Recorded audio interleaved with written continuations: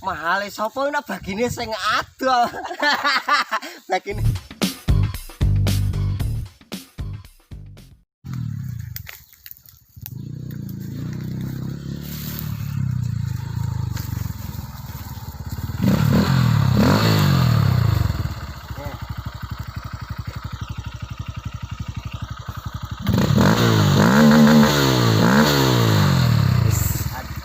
Lirane ngeri. piye wis bar kabeh. Oh. Piye mantap. Lur. Panenannya Bapak Sugeng, Lur. Mantap. Tuh, sama Mas Soekarno, Lur.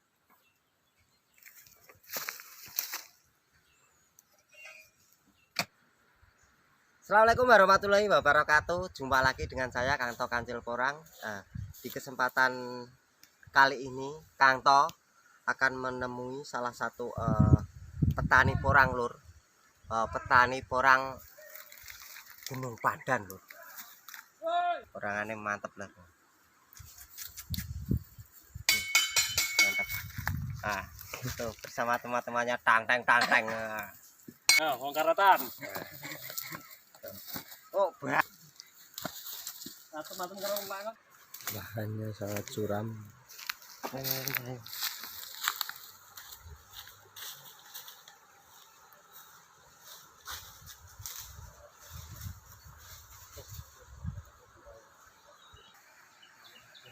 Karungnya sudah terisi semua itu sampai di bawah-bawah.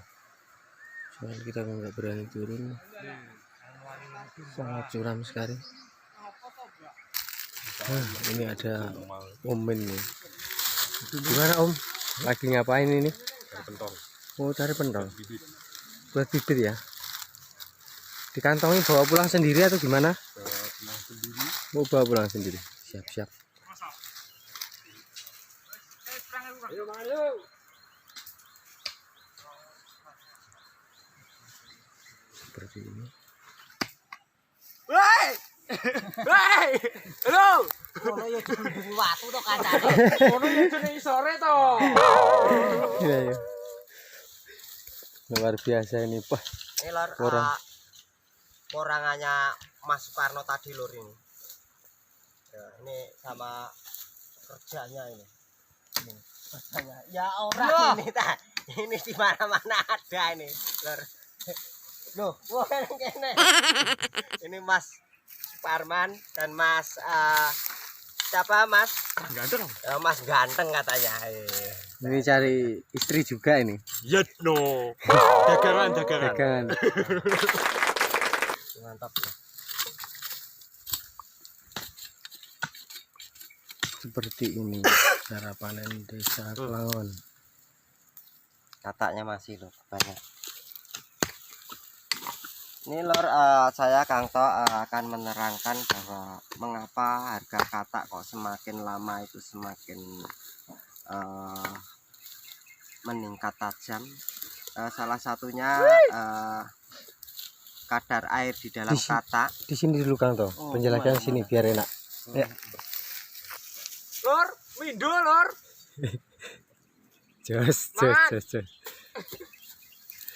Aku wis kate esuk, kowe lagi teko, aku mangan sik. Mantap. Lur akan menjelaskan Lur khususnya mengapa bibit katak itu kok semakin hari semakin mahal, Lur. Di faktor utamanya satu, bibit katak itu setiap hari bibit itu kadar airnya itu Lur selalu menyusut. Jadi nggak kayak benih jagung, benih padi kan kalau sudah dipak jedet itu bobotnya tidak menyusut, Lur. Dan faktor yang kedua, Lur, perlu dipelajari, Lur, tanam porang. Tanam porang itu sebenarnya cukup gampang sekali untuk budidayakan, Lur. Sebenarnya. Nah, ini khususnya buat dulur-dulur semuanya. Buat kan Kang Toh, penjelasan buat dulur-dulur kita yang seperti yang bertanya kemarin itu Kang Toh. Kenapa sih Kang Toh bibit kok tambah mahal? Apa gara-gara banyak petani pemula? Ada yang tanya seperti itu Kang Toh. Jadi berikan dulu penjelasan kenapa sih porang itu, dan biar mereka tahu. Monggo. setelah mau watak sih. Tak sing gandeng. Jadi wong akeh lho. Oh iya.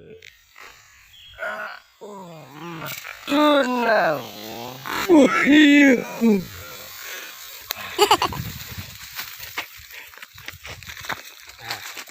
Nah, ngono lho Kang Topeng. Neng kono wis Sudah. ngomong nyeblok bahaya.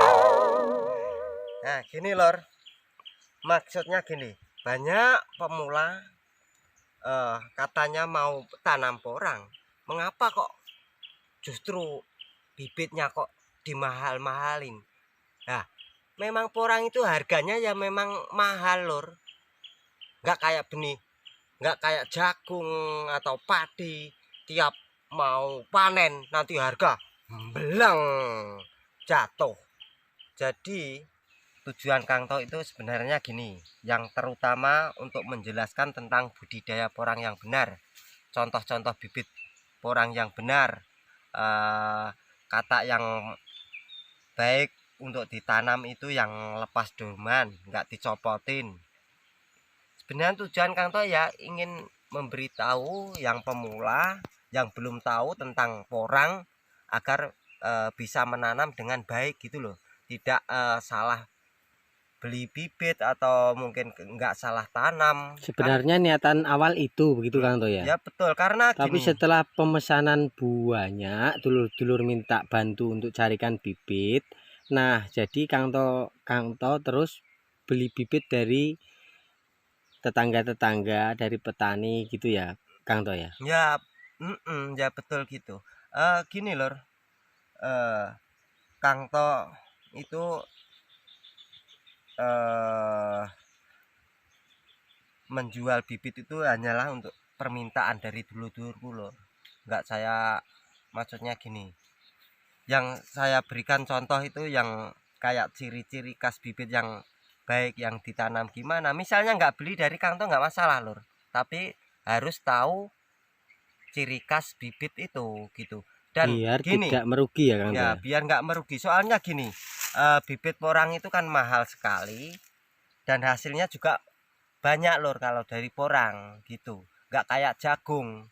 Beli bibitnya murah ya hasilnya sedikit. Itu saja kalau keturunan harga bisa gelimpung lor. Nah, atau juga pernah menanam jagung. Oh, pernah ya Kang To. Wah, Di video itu ya, balik modal es matur suwun banget ya lor. jagung itu. Jagung itu buat Oh, seumpama apa mau tanam ngerja upah pekerja sama bawa pulangnya belum sampai di rumah harus wis ngoceki ngedosno alah wis kondalan megap-megap lho. Tapi lain lagi dengan porang gitu. Nah, gitu. Ini memang untuk yang pemula lur. Kalau bibit porang itu semakin menjelang masa tanam semakin mahal lur, nggak semakin murah. Itu walaupun cari di mana saja begitu lur. Nggak kok terus yang pemula mau cari banyak kok terus dimahalin, nggak gitu lur. Semakin menjelang tanam bobot bibit semakin ringan dan bibit semakin langka, dan orang yang cari itu khususnya gini loh, kebanyakan kalau belinya itu baru panen lur, takut membusuk, nggak bisa cara merawatnya gitu. Tapi kalau untuk saat ini sampai ke bulan 8 itu sudah kelihatan kalau bibit itu bagus lur. jadi sebaiknya Kang To kan banyak terus bertanya-tanya. Kalau yang beli, kita menceritakan yang beli bibit dari Kang To saja ini. Maksudnya berikan pembelajaran Kang To. Harus gimana sih? Apa memang harus disemai dulu atau memang harus dipolybag dulu atau seperti apa sih sebenarnya Kang To? Nah, Monggo. gini lor, kalau untuk menurut saran dari Kang To lur, Mantap. bibit misalnya beli dari Kang To, usahakan sampai di rumah itu dileseh lur. Dileseh di tanah juga bisa, dikasih raraan juga bisa, yang penting nggak kena sinar matahari gitu. Dan misalnya buat dulur-dulurku ingin mencoba mau libek bibit itu lur, monggo silahkan dicoba itu seumpama beli bibit dari Kang Todet langsung sampai di rumah langsung buat libekan, dikasih tanah, disiramin juga bisa, tapi itu ya juga nggak tumbuh. Daripada kita nggak tahu kondisi bibit di dalam tanah itu kan nggak tumbuh, kan nggak tahu di dalam tanah itu nanti kena jamur kan nggak tahu. Lebih baik dirawat di rumah, nanti setelah sekitar bulan 8-9 bibit itu keluar tunasnya lur. Nah itu sudah berarti bibit sudah siap ditanam gitu, kalau sudah keluar tunasnya lur gitu. Gitu ya Kang Itu. To. Akan keluar tunasnya sendiri meskipun dia tidak disemai gitu ya Kang To. Nah, walaupun taruh di tanah, di rak, kalau waktunya tumbuh, dia pasti tumbuh gitu loh. Siap Gitu. Kang To. Karena porang itu musiman. Pertumbuhan porang itu sebenarnya dalam 1 tahun itu cuma 5 bulan loh. Antara 4,5 bulan sampai 5 bulan gitu. Dalam 1 tahun ya cuma itu lur. Kalau itu sudah repah ya mati lagi, mati suri. Dan kalau belum pada awal musim penghujan nanti ya belum tumbuh lagi gitu. Yang dinamakan satu musim itu perkiraan bulan 8 sampai bulan masa pertumbuhan sampai bulan 3. Kesel lur. Mana sih?